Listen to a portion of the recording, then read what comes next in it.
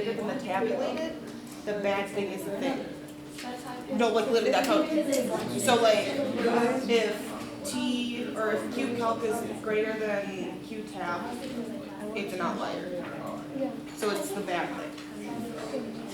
So like if T tab or T calc is greater than T calc is greater than T tab, it's where it's stuff like that. So like if it's calculated bigger, it's like outside of it.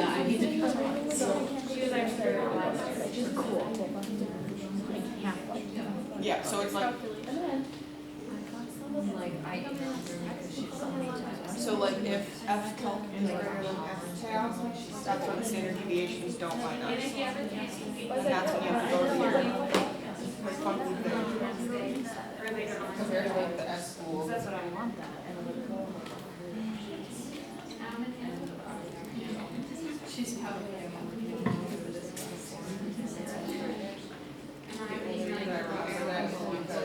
all right. Morning. All right, so exam 1 Friday. If you were one of the people who want to take it on a computer, or the first part of it, the multiple choice part on a computer, please bring a computer with you to class. I will have a handful of printed copies of the entire exam for those people who want a paper copy. Everybody will get a paper copy of the short answer. Okay. Your chapter 4 homework is due Friday at midnight. I would strongly encourage you to finish it before the exam since it's such excellent review.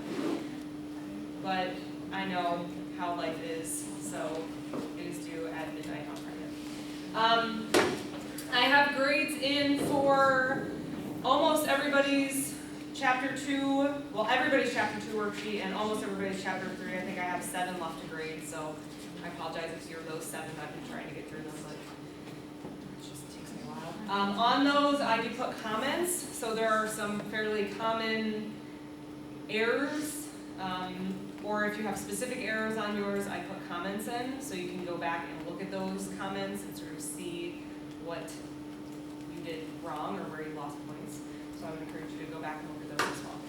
Questions on anything before we get through the rest of our discussion?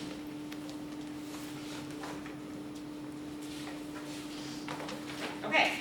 All right, so we left off talking about recessive epistasis. So again, to remind you, epistasis is going to be anytime we have one gene that masks the phenotypic effect of another. Okay? So in this case, whenever we have this recessive CC genotype, that genotype masks whatever is going on with this A allele. Right? It doesn't allow any coloration to be laid down. It is masking that effect. And it's recessive. So it's a recessive gene that masks the others.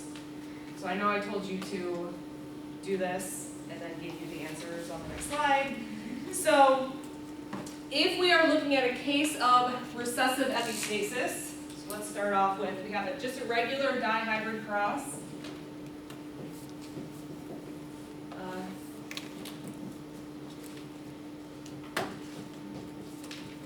Okay, so if we are crossing, in this case, AACC by AACC, if this is Mendel, what do we expect the phenotypic ratio to be in the offspring of the F2? Right, this is sort of our expected. Under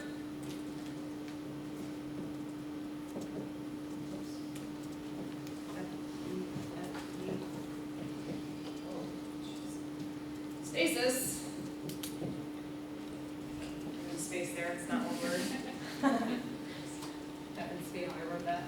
So, recessive epistasis, what is our phenotypic ratio of the offspring here? So in this case, here we have 4 phenotypic outcomes. Under recessive epistasis, we only have 3. So you can be an agouti mouse, you can be a black mouse, or you can be an albino mouse.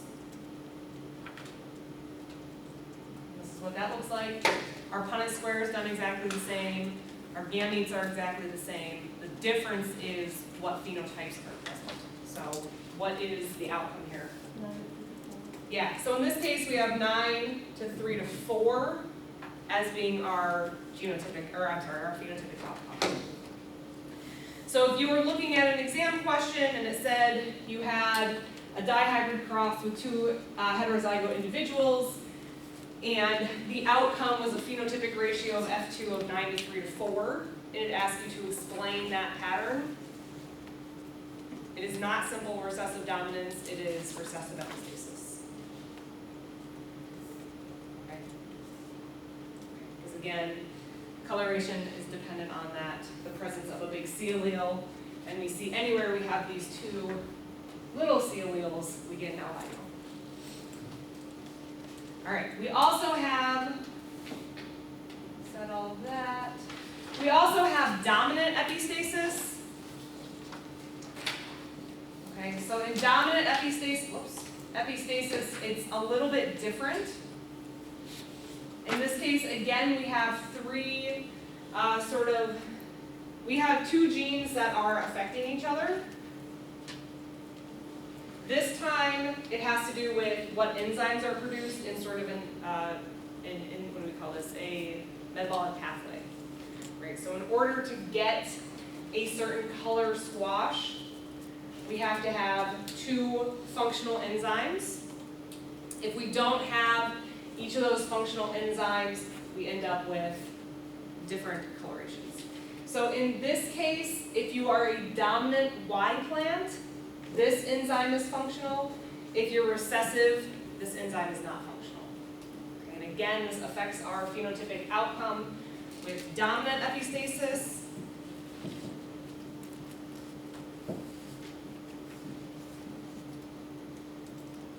We end up with a 12 to 3 to 1 ratio.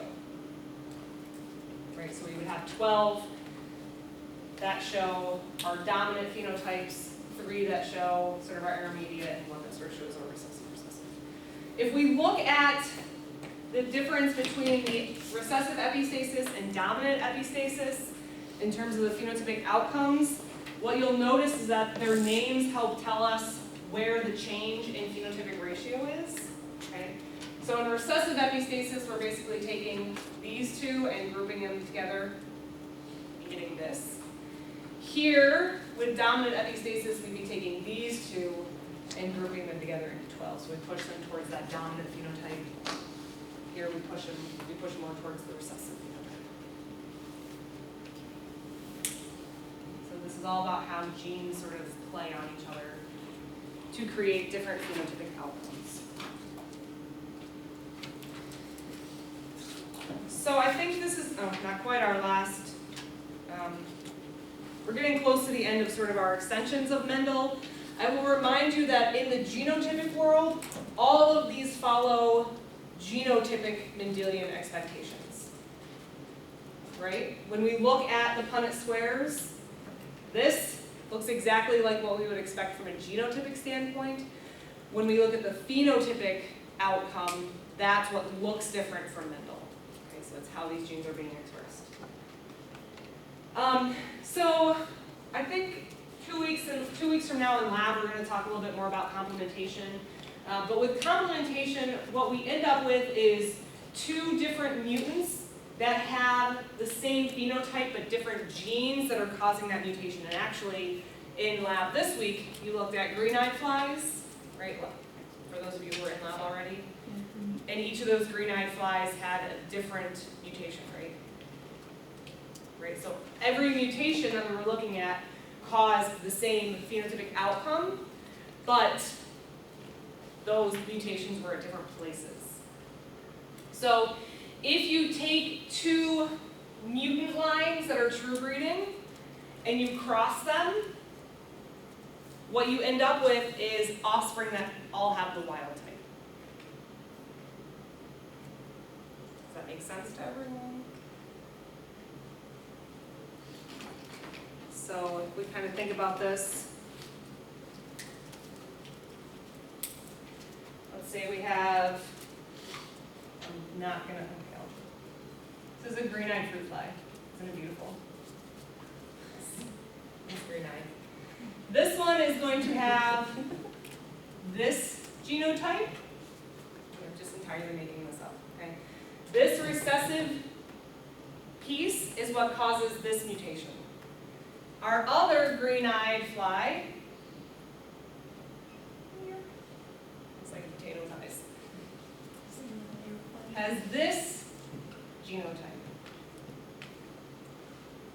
Same phenotype, different mutations that are causing this. When we cross these two, what is our F1 going to be?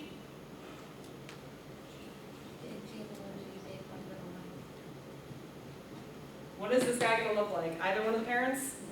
No. Every single one of these is going to be a normal. I'm going to pretend that we have to do fruit flies. Normal fruit flies. Yeah, please don't tell people that this is how I draw. My 5-year-old draws better than this. Okay? This would be an example of complementation.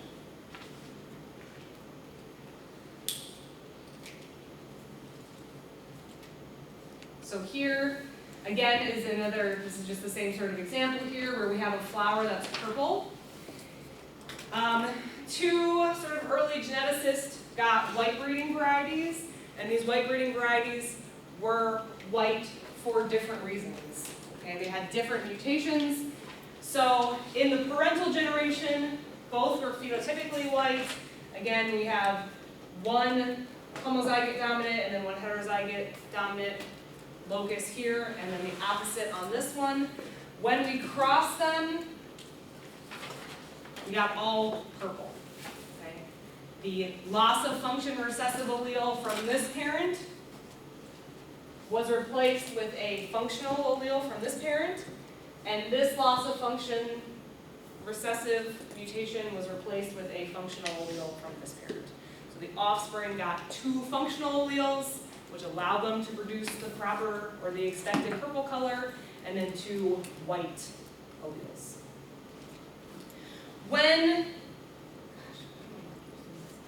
When you then cross an F1, again, simple heterozygote dihybrid cross, we expect this phenotypic outcome under Mendel, but because of the way these alleles work, we don't end up with that. We end up with a 9-to-7 ratio, because in order to be functional, you have to have both a big C and a big P. Okay? So big C and big P, purple. Big C, big P, purple. Purple, purple, purple.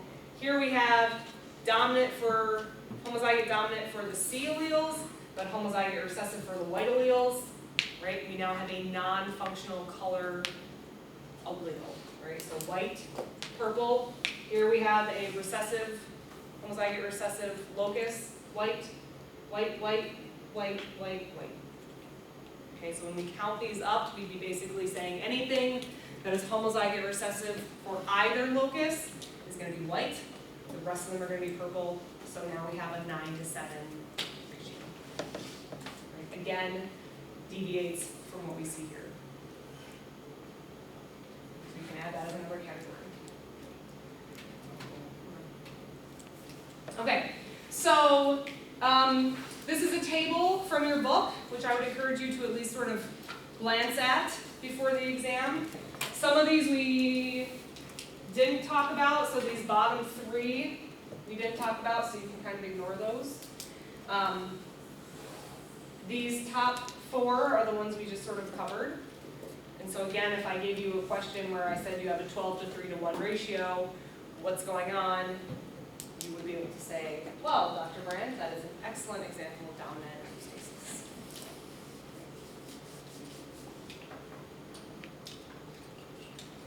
Okay. Last two little concepts from this part of this chapter before we move on to completely non-Mendelian inheritance are sex influenced and sex influenced and sex linked. Limited, that was the word I was looking for. I knew sex linked was wrong. traits. So with sex-influenced traits, again, we have to look at the heterozygotes here. This is going to be where the allele that is dominant in one sex is recessive in the other. So an example of that is going to be horns on cattle. In male cattle, pretty sure cattle is plural. In male cattle, you are going to have homozygote dominant and heterozygote individuals are both going to have horns. Homozygote recessive males would not have horns. Okay, so it would look like, yeah. So in cattle, if this is females, right, and males, and these are our genotypes, here you would have horned, horned, unhorned, unhorned, unhorned, unhorned, horned in females. Okay, so what's happening in this middle category changes between males and females.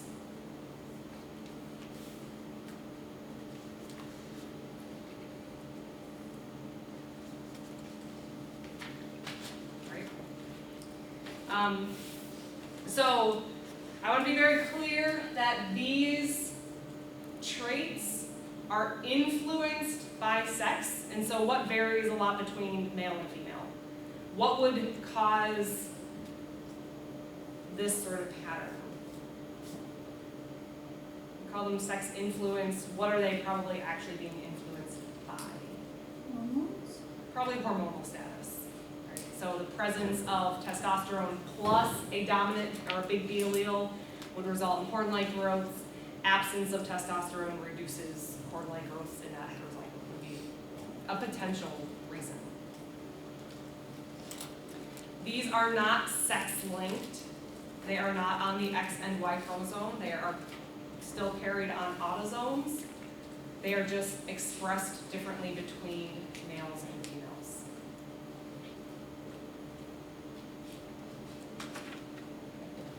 Another example is beards in goats.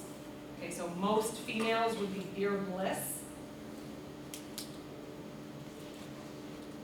Most males would be bearded. And again, the difference is we see the same patterns if they are homozygote dominant or homozygote recessive, but we flip, or we kind of, flip, but males are bearded with a heterozygote genotype and females are beardless.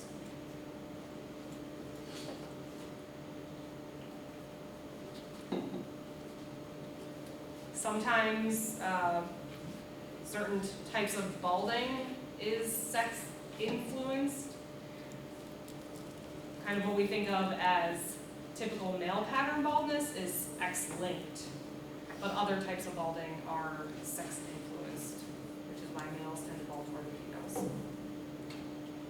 Okay, the other one is sex limited, and so in this case we have a trait that only shows up in one sex.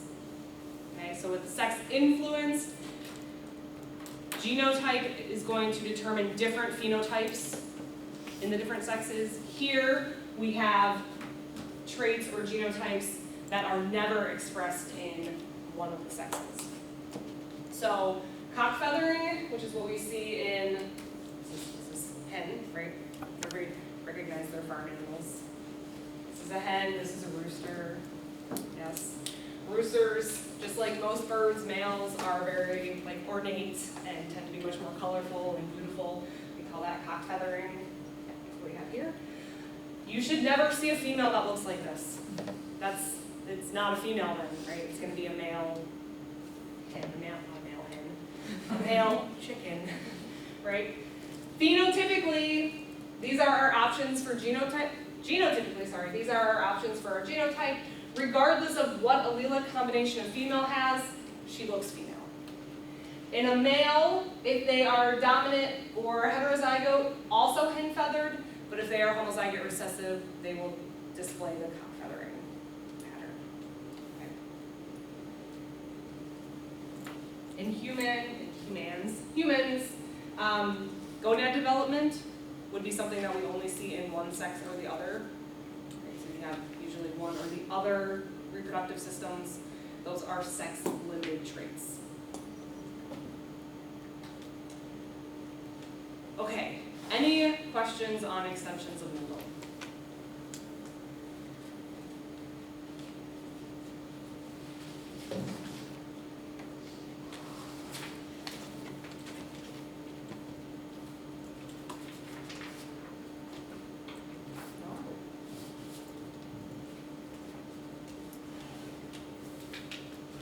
Are most of the cattle farm around here dairy or beef?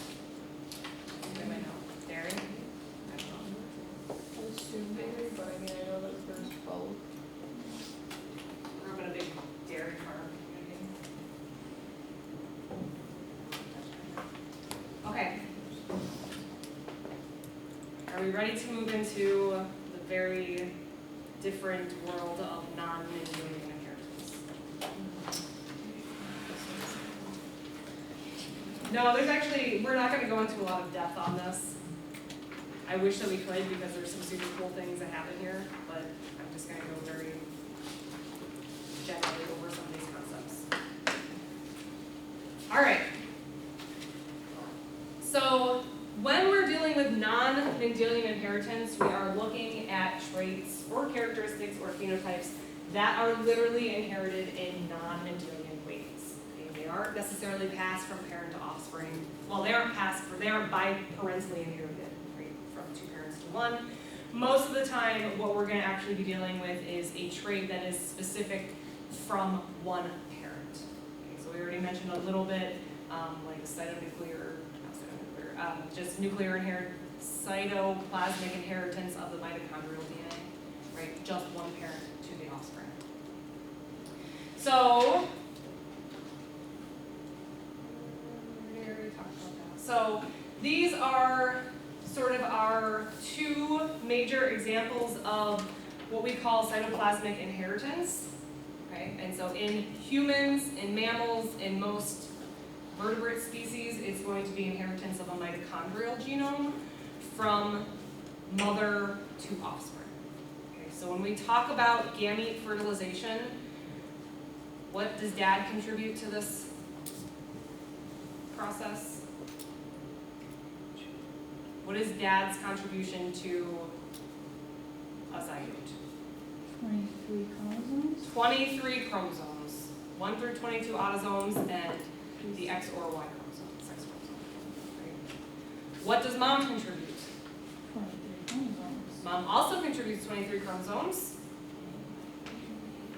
and mitochondria, and cytoplasm, and organelles, and everything else, right? Housing, nourishment, protection, all is part of mom's contribution to this. So from that, we can determine that we have maternally lineated mitochondrial DNA. So this is an example of what our mitochondria looks like. Again, there are 13 protein coding genes on here. Its primary function is in energy production. Where is the mitochondrial genome located? Mitochondria? In the mitochondria in your cells. Yes, thank you. Okay, together we can make this work. The other example is going to be with chloroplast and chloroplast DNA. Chloroplast this genome is much larger, so this is about 16 to 17,000 base pair. This is 153,000 base pair, so this is much larger. But it is also cytoplasmically inherited, so it's not passed from both parents on. All right, so maternal inheritance is explicitly non-Mendelian. Okay, you don't get one copy from mom and one copy from dad, and then you have cells that are all one or the other. It is only transmitted. The reason we call it cytoplasmic is because when we think of an egg, it is a complete cell, right? It has organelles, it has cytoplasm, it has those mitochondria present, And so the way that we actually get mitochondria and chloroplast is in that cytoplasmic contribution from the egg.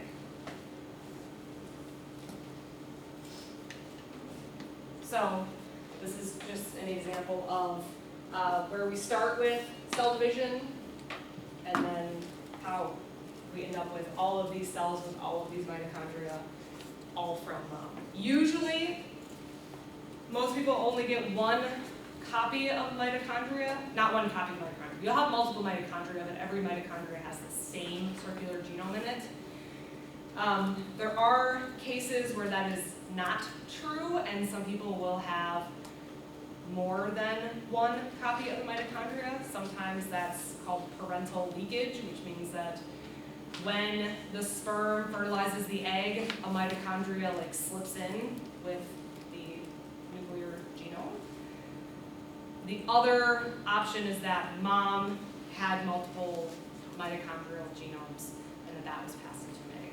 So not terribly common. So this idea of potentially having more than one mitochondrial genome or more than one chloroplast genome is actually pretty common in plants. Has everybody seen a plant that has variegated coloration? You probably worked with them in biology labs in high school where you grind them up and you watch the pigments separate. Yeah, I'm saying a combined yes and no. Okay. So anytime you have a plant that has sort of multiple colorations, especially if it's sort of a green and white patterning, it's what we call variegated. The green and white patterning is a result of the chloroplast that's present in a particular cell. So remember when we were talking about X-linked, X inactivation and how that can influence patterning of colors and color blindness and things like that? We have those X-linked traits. This is kind of similar in plants, except again it's not Mendelian, it's cytoplasmic. So we would have a parent plant that had two different chloroplast genomes. One of them has green pigmentation and the other is white, so it really lacks pigmentation. As the plant grows, chloroplasts from the green cells continue to spread and create green cells, and from the white continue to spread into those white cells. So very similar sort of concept to what we see with that excellent inheritance. And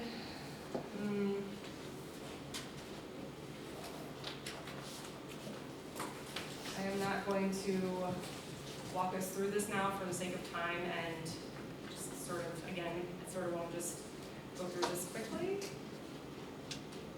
If I skip over something, you don't have to study it for reference. So, yeah. Doesn't mean it's not important or cool, it just means that we have so much important and cool stuff to talk about in this class that we can't cover everything.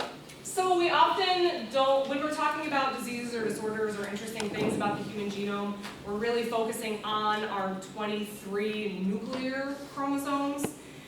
There are mutations or conditions that are associated with the mitochondrial genome that also can cause diseases or disorders or interesting phenomena to happen. And so we've actually identified 200 mitochondrial disorders in humans. It's a fairly short genome to have 200 different diseases or disorders caused by mutations, right? Does anybody know how many base pair are in our nuclear genome?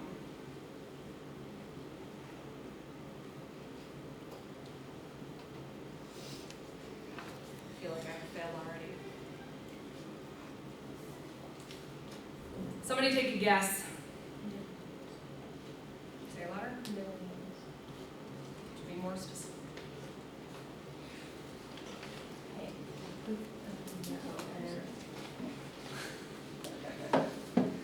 Let's Google it together. I'm going to show you guys how to find information on the World Wide Web. Maybe. That's not right.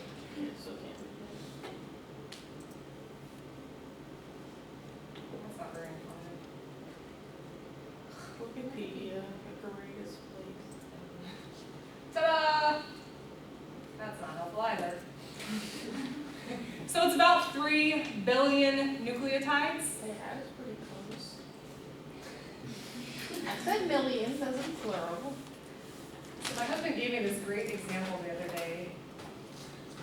Like so I'm not saying that you guys do this, but sometimes you guys do this where I ask you a question and you give me an answer that is super non-specific, right? And you're not wrong, but you're not really right. So he gave this example where you ask somebody like, where do they live? Where do you guys live? That's where do you live? My campus. You guys are so not cool. So most people, like you would say, I live in Wisconsin.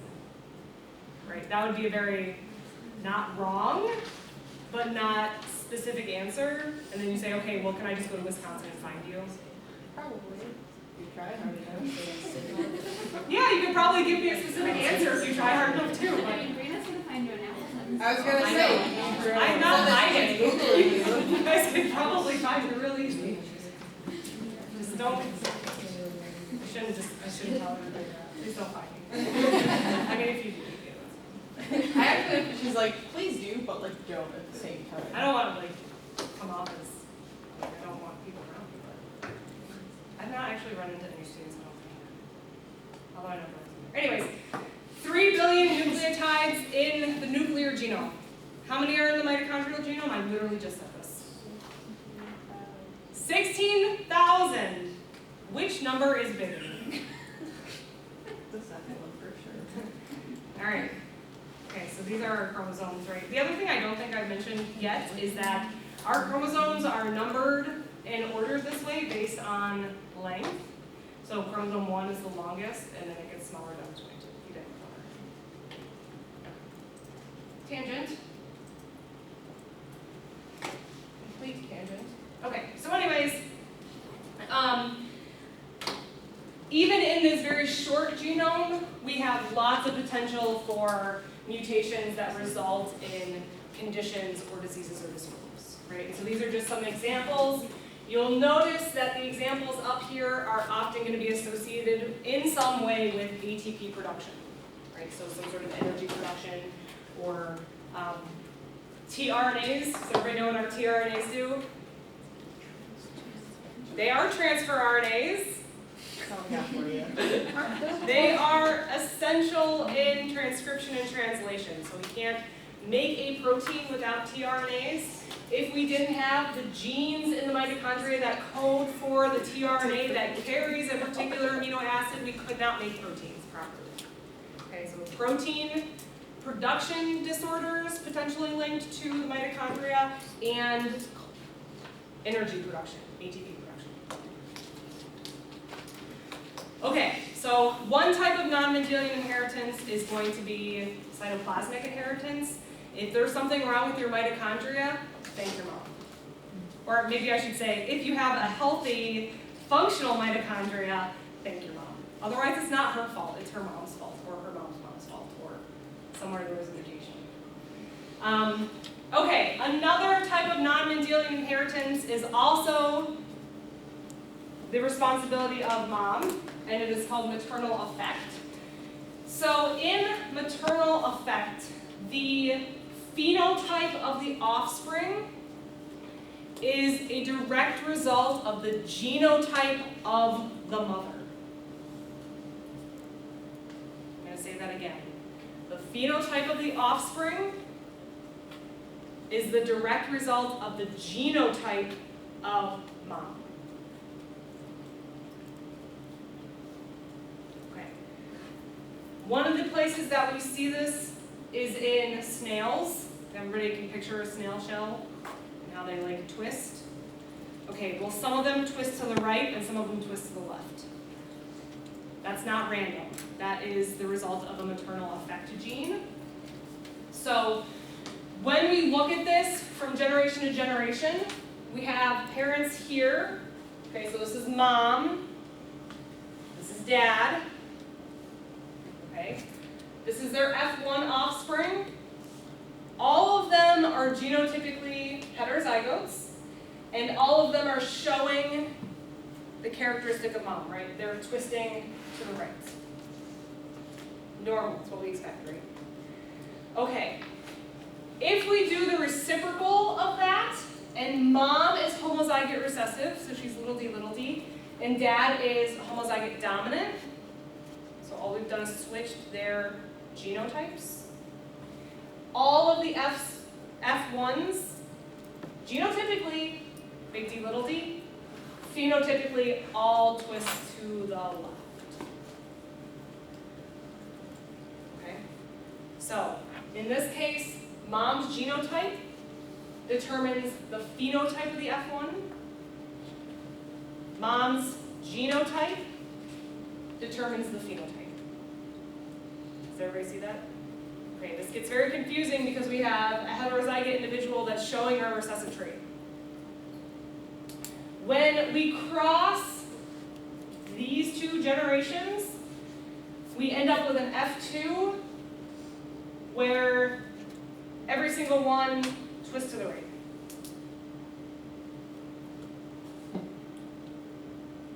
I'm seeing confused faces. All right, so if we ignore, you have to ignore now the phenotype of mom. It doesn't matter. They all have the same genotype. Genotype is heterozygote. If you have a heterozygote, what do you expect the phenotype to be? All dominant, right? Because mom's genotype determines the next generation's phenotype. Now, again, these individuals genotypically have Mendelian genotypes. We're not changing what the sperm and egg are contributing. We're changing the phenotype depending on mom's genotype. The reason that this happens is that during very early embryonic development, this is a developing embryo, okay? Around that egg, or around that developing embryo, are what are called nurse cells. Those are mom's cells that send oxygen into the developing embryo and nutrients and get rid of waste, right? They take care of and protect that embryo. While they're doing that, they actually transfer into the egg some of their mRNA. mRNA is the result of what? What is mRNA? You guys are killing it today. Messenger RNA, which is from what? No. Isn't it like right after the DNA is replicated? Slightly down. Sorry. I took 2 biology Sometimes I can't classes control my in all of face. high school. You're not quite there, but you're thinking in the right process, right? I don't think Okay, we'll take it. Okay, so when we copy DNA and we want to take a specific gene and turn it into a functional protein, the first step is to make an mRNA photocopy of it. Right? So we build an mRNA molecule that is complementary to the DNA gene that we want to express.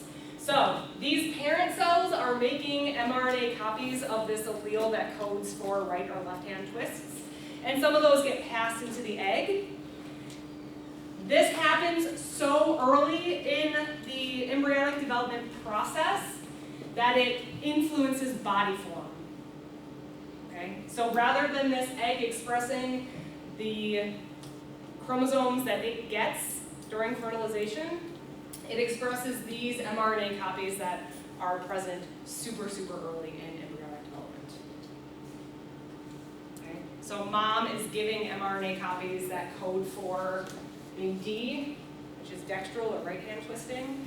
If mom had 2 little d alleles, mom would give mRNA copies that would result in sinestral or left-hand twisting.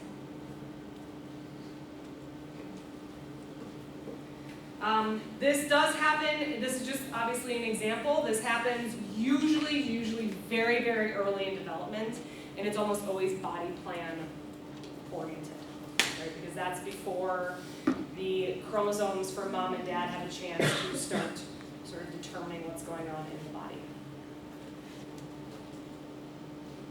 So this is showing all 3 of the potential options, right? So mom is dominant. She can only, those nurse cells can only provide that egg with a dominant mRNA, so a dominant dextral twist.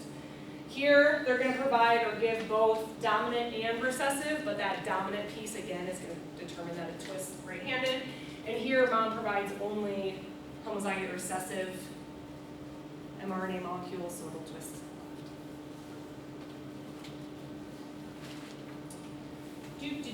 left. I already said that and that, and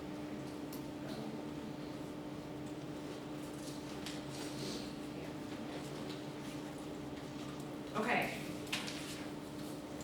I think that this is the last.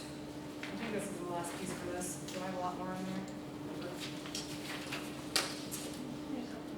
Okay. So I think the rest of this is about genomic imprinting. Genomic imprinting is a I think it can be a really challenging concept, and it's sort of one of these fields that's constantly evolving. When we have genomic imprinting, what we're really doing is marking specific genes within gametes to be expressed or not expressed in an offspring. Has everybody heard of epigenetics?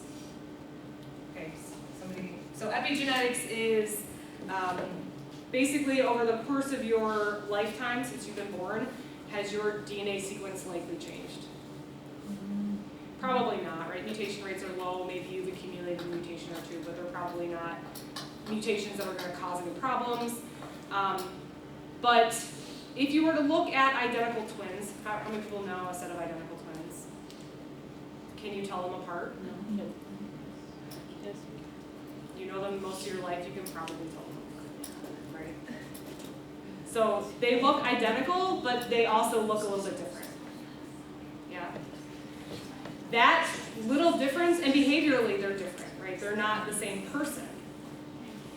Those differences are often the result of epigenetic changes to their genome, which are markings that change how particular genes are expressed. And they're accumulated over our lifetime by stressful events or changes in environment. Things like exposure to carcinogens will change epigenetic markers. And so there are ways you can take a genome from identical twins and the base pair sequence is the same, but we can still differentiate whose genome is whose because we can look at epigenetic markers. So we can look at how many methyl groups are associated with certain cytosine nucleotides. Okay. So all of us have epigenetic markers. Again, they accumulate over our lifetime. Usually when we form gametes, all of our epigenetic markers are erased, and then certain markers are put back in so that our offspring don't express certain copies of genes. Okay? And some genes are turned off in sperm, some are turned off in eggs. So, with this process, we are now going to have offspring that have both copies. So they have both a maternally inherited and a paternally inherited allele, just like we would expect, but only one is going to be expressed because one of them is marked so that it is never transcribed and translated into a protein.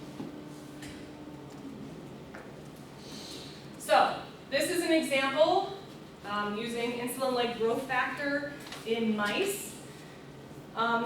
If you have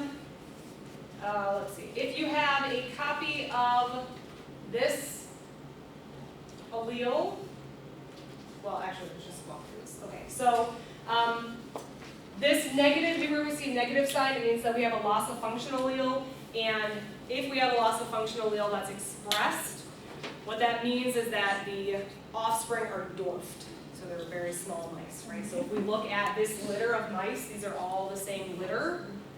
Half of them are normal size, half of them are dwarfed, right? They're much smaller. Now, whether or not you are a dwarf mouse or a normal size mouse is going to be determined by which parent you inherit the defective allele from. So here we have a mom. Is mom dwarf or regular size? Dwarfed, right? So she has that loss of function allele. Dad, regular, okay? When they form offspring, we are going to get we're going to get dad's allele expressed and mom's allele is going to be marked for non-expression. So from dad, we get a normal allele. From mom, we get a recessive allele. This recessive allele is marked so that it is not going to be expressed. So all of these offspring are going to be normal sized. If we, again, do the reciprocal, where we have mom as being a normal sized mouse and dad as being a dwarf mouse, in the F1 generation, again, we have heterozygotes. But in this case, dad's contribution is still the one that's expressed. This time, dad's contributing a dwarf gene, and so all the offspring will be dwarfed because mom's contributions are silenced. Okay? So when these individuals are forming gametes, all of the genes inherited from mom for this particular locus are marked for non-expression in the offspring. But dads are always going to be expressed. So dad's dwarf, offspring are dwarfed. If mom is dwarfed, doesn't matter. And so that's what this looks like. Again, in the egg, that particular locus is marked to not be expressed. So we put a certain group on that, and then when we do transcription and translation, our cellular machinery skips over it because we've said we're not expressing this gene in this person. I thought you said that when we reproduce, the markers get deleted. Yeah, so I said our epigenetic markers get deleted, and then specific genes get remarked. Okay. So we delete everything when we're forming gametes, and then we remark specific ones. If we didn't, then half of mom's eggs would be expressed and half of them would not. And half the sperm would be expressed and half the sperm would not. So if an egg that had a non-expressed and a sperm that had a non-expressed came together, that individual would have a non-expressed gene entirely. Okay? So it always is going to be every egg is unexpressed and every sperm is expressed, or vice versa. So the way that this works is we basically take a cytosine and we add a methyl group to it at the 5' carbon. That again tells our cellular machinery that we're not expressing starting at this point. Right? Oh, we have a methyl group, skip over it.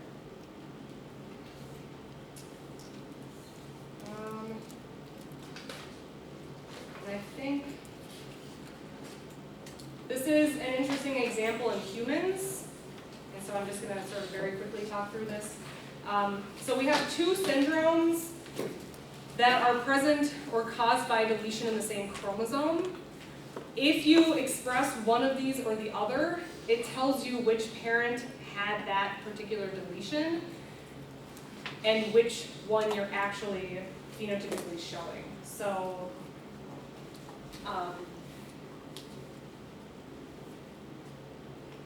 actually, I would like to talk about this, but we don't have. I'm going to skip over it for now, and we can come back to it at a later point if we want to.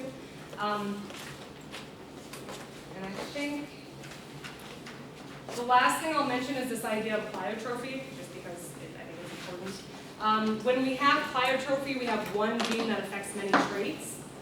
Okay? And so a great example of this is with cystic fibrosis. If we have a mutation in a gene that results in cystic fibrosis, it affects not just the lungs, which is what we commonly think of, but it also affects the ability of a person to sweat. It affects the reproductive system. It affects the digestive system, right? So that particular gene is going to cause changes in multiple traits. Okay, I know that last bit was super fast. Again, for the non-Mendelian pieces, I want you to understand the general concepts without getting too deep into the material, because you can have a whole class on epigenetics and stuff. It's cool, but we just don't have time. So let me know if you have questions before the exam on Friday. I will be around all day tomorrow after lab, and I'll be in my office off and on when I'm not teaching. Good luck. Don't bring your computer. You're going to do great. Thanks.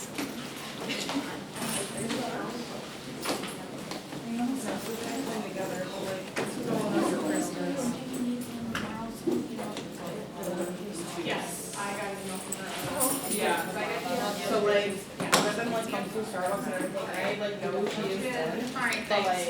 I went to a rock ride, and like his entire family was there, and I was like, which one are you? Like, my boyfriend can't tell his sisters apart.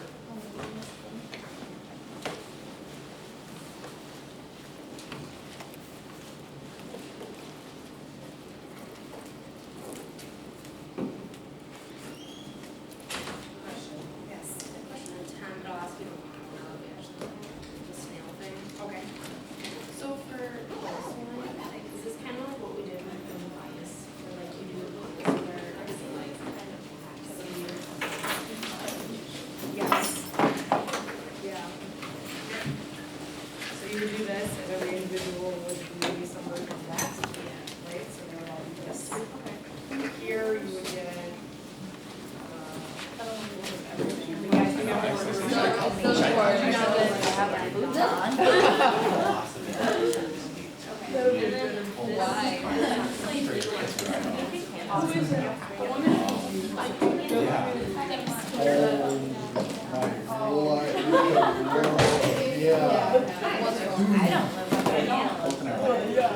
Yeah, just give me 1 second, let me turn.